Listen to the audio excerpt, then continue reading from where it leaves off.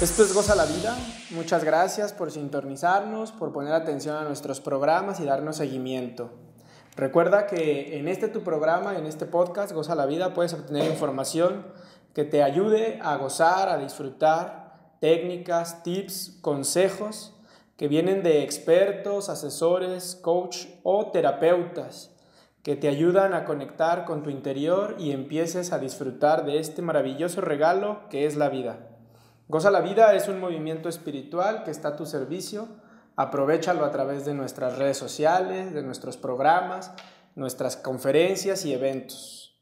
Y hoy, pues estamos con un gran maestro, instructor, terapeuta e invitado especial para platicar del cuarto camino. Jorge Santoyo, muchas gracias por acompañarnos. Muchas gracias a ti. Y aprovechamos para entrar un poquito en materia, que nos vayas compartiendo qué es el cuarto camino.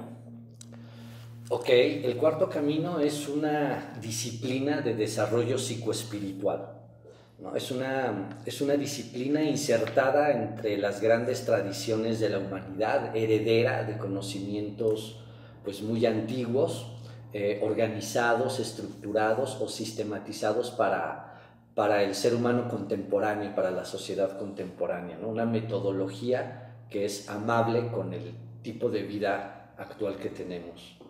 Y realmente es una metodología reciente, ¿no? Su fundador, digamos que es...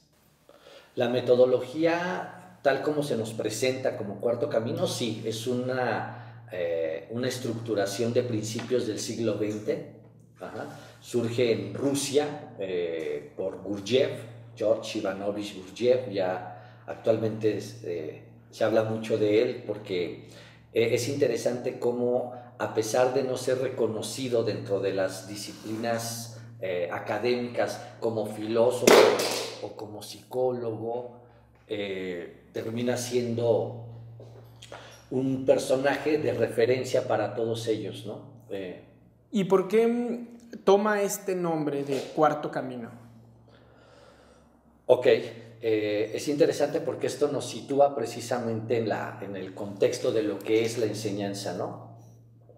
De acuerdo a este autor, a este maestro, todos los conocimientos antiguos, todos, del orden que sea, religiosos, filosóficos, espirituales, místicos, mágicos, cualquiera de estos caminos pertenece a uno u otro de tres caminos tradicionales que él le llama el camino del monje, el camino del fakir y el camino del yogi. Él dice que todas las disciplinas están insertadas en una de estas tradiciones. Entonces, las disciplinas que corresponden al camino del monje son disciplinas enfocadas en el desarrollo del ser humano a través de su parte emocional, de su centro emocional, ¿no? Entonces, a través de prácticas como el amor, la caridad, el perdón, todas estas funciones del sentimiento, el ser humano puede lograr conectar con su espiritualidad. Ese sería el camino del monje.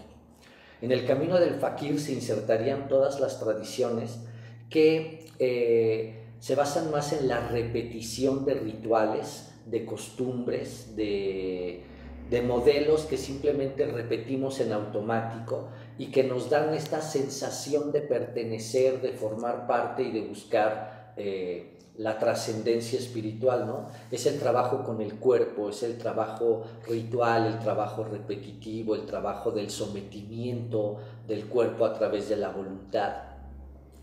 Según este autor, estos fakires obtendrían lo mismo que los monjes con la parte emocional, pero a través del cuerpo. Y existe el camino del yogi, que en este caso él lo relaciona con las estructuras de pensamiento que se basan más en la comprensión intelectual de las doctrinas o de las filosofías, ¿no? Podríamos ver, por ejemplo, vivimos nosotros en una cultura cristiana o católica, ¿no? Para usarla como ejemplo, podríamos ver que dentro de la misma institución llamada iglesia hay fakires, monjes y yogis, ¿no? Personas que a través del amor, la fe, la esperanza, la devoción, logran una espiritualidad profunda. Hay quienes no tocan tanto esta parte, pero son, por ejemplo, ritualísticos, ¿no? No faltan a los rituales, cumplen con todas las normas, hacen todo lo que se tiene que hacer, asumen que la vida es sufrimiento y que venimos a trabajar y a pagar. Y en este camino del fakir logran exactamente lo mismo que el santo a través del sentimiento. Y están los yogis dentro de la iglesia, ¿no? Los que estudian la teología, los que se cuestionan por qué aparece tantas veces el nombre de Dios en tal libro y por qué se dice de tal manera y no de otra. Y estaríamos viendo dentro de una misma institución a los tres tipos. Ahora, estos tres centros se van a volver muy importantes para la enseñanza: el centro intelectual, el centro emocional y el centro motor. Porque esencialmente nosotros, los seres humanos, nos manifestamos en la vida con esos tres centros. Y cada uno de nosotros somos más o emocionales o intelectuales o físicos, ¿no? Hay personas que no les gusta pensar y simplemente actuar y resolver y hacer lo que tienen que hacer, ¿no? Hay quienes toda su vida se rige por lo que les gusta o no les gusta, lo que tienen ganas o no tienen ganas, lo que quieren o no quieren. Y hay quienes todo lo analizan, lo reflexionan, lo sistematizan, lo estructuran y no dan un paso si primero no hicieron una planificación. Entonces, los seres humanos somos o monjes o fakires o yogis. En el cuarto camino se te invita a que tú descubras primero qué eres, si eres un fakir, un monje o un yogi. El cuarto camino sería la integración de esos tres caminos por medio de la atención consciente. Así, cuarto camino en esencia va a ser una disciplina enfocada en el aprendizaje del manejo de la atención consciente. ¿Dónde está mi atención? Mi atención está en mi mundo emocional, en mi mundo intelectual, en mi mundo físico, en mi mundo sexual, en mi mundo de fantasía. ¿O dónde está mi atención? En mis problemas, en mis miedos, en mi autodevaluación, en mi inseguridad. Para aprender a conocerme a mí mismo, necesito aprender a poner atención en las distintas partes que me conforman, ¿no? Claro. Eso sería. Y es muy interesante porque dentro del cuarto camino, o sea, el proceso, entonces entiendo o entenderíamos que también en cualquier etapa de tu vida tú puedes escoger conscientemente qué rol estás jugando, si en ese momento eres monje, o en ese momento eres fakir, o en ese momento eres yogi. Fíjate que esa es una pregunta interesante porque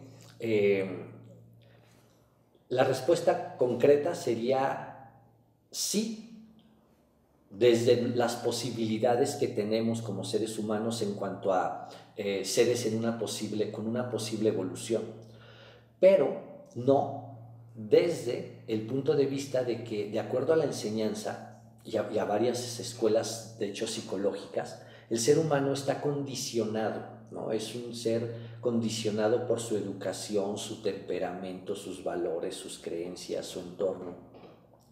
Entonces, esta idea de que podemos elegir, aunque es muy reaccionaria, genera muchas incomodidades.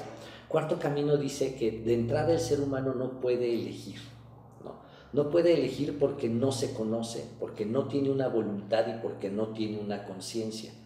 Entonces, la autoobservación a lo primero que nos acerca es a darnos cuenta de lo que he imaginado que soy, pero no soy.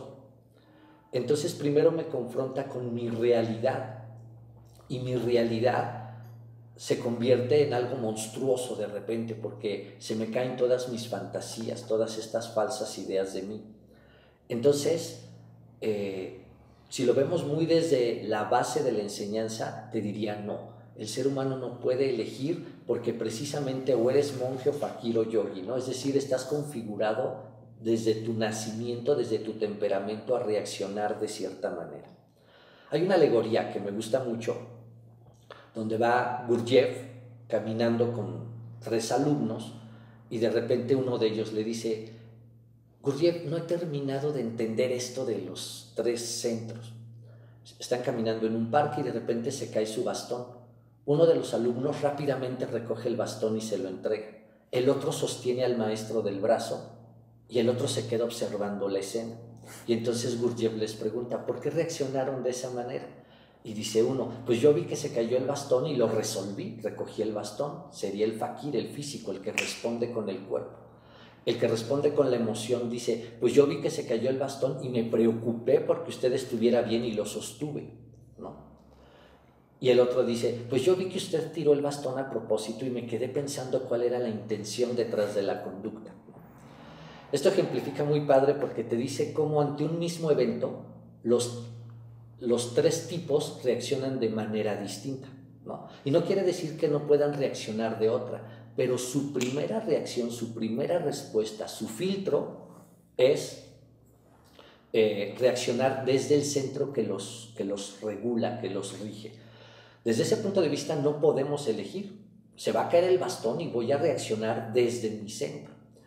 Ahora, si yo evoluciono, si desarrollo mi conciencia, si me vuelvo consciente y desarrollo mi voluntad, a lo mejor, te diría el cuarto camino, desarrollas la capacidad de ya no reaccionar, sino de accionar desde una intención voluntaria, ¿no? Pero solo desde allí, solo si hay conciencia y voluntad, si me conozco a mí mismo, que ese sería el propósito de la enseñanza, ¿no? Y antes de que nos expliques quién fue Gurdjieff, tocando este punto de los, digamos que los tres niveles o los tres centros, refiriéndome al monje, al fakir y al yogi, muchas corrientes, sobre todo metafísicas, proponen que antes de nacer en otro plano, que no es encarnado, tú escoges incluso la familia, las condiciones y tu lugar de nacimiento.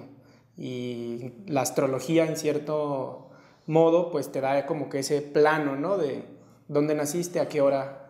Y también te pone como ese mapa de por qué tus papás, por qué tus hermanos. En este planteamiento, el cuarto camino tiene como alguna explicación de por qué decidí desde un plano elevado ser monje, o por qué decidí ser fakir, o para qué ser yogi. Híjole, sí la tiene, pero yo creo que este programa no nos daría para explicarlo, porque va más allá de, digo, si lo podríamos simplificar en el hecho de que, pues sí, en algún momento, en un plano determinado, elegimos de acuerdo a nuestras necesidades evolutivas, y ya. No, pues esa sería la respuesta, que coincide con todas las que tú me estás diciendo. ¿Cuál sería la diferencia? Que es ahí donde yo creo que ya no nos daría ahorita el programa. Toda la cosmovisión, la cosmogonía que maneja Cuarto Camino, ¿no? Por ejemplo, todos estamos familiarizados con la idea de la reencarnación, pero pocos toman en cuenta la teoría de la recurrencia, del eterno retorno. De hecho, para mucha gente es desconocida la teoría del eterno retorno. Para Gurdjieff, la reencarnación es una idea incompleta de una cosmovisión mucho más compleja y amplia, ¿no? En la que incluiría primero el eterno retorno, y después de haber resuelto lo que se viene a aprender en el eterno retorno, entonces se reencarna. Primero, ya de entrada de ahí ya sería explicar todo eso. Y luego otra, que de acuerdo al cuarto camino, la reencarnación no es hacia lo que nosotros vemos como el futuro, sino hacia atrás, ¿no? Porque de acuerdo a esta teoría, reencarnar significa ir evolucionando, y evolucionar significa regresar al origen, por lo tanto es ir hacia atrás, ¿no? Entonces todo eso ya de entrada modifica las ideas tradicionales que tenemos sobre todo esto. A lo mejor estaría interesante hacer un programa sobre esa cosmovisión. Yo creo que sí, lo vamos a dejar ya en la libreta de siguientes programas. Pero aparte, de manera muy rápida, sintetizada obviamente, platícanos más bien del retorno, o sea, cómo es para Gurdjieff, para el cuarto camino, una propuesta de reencarnación vaya regresando al retorno, pues.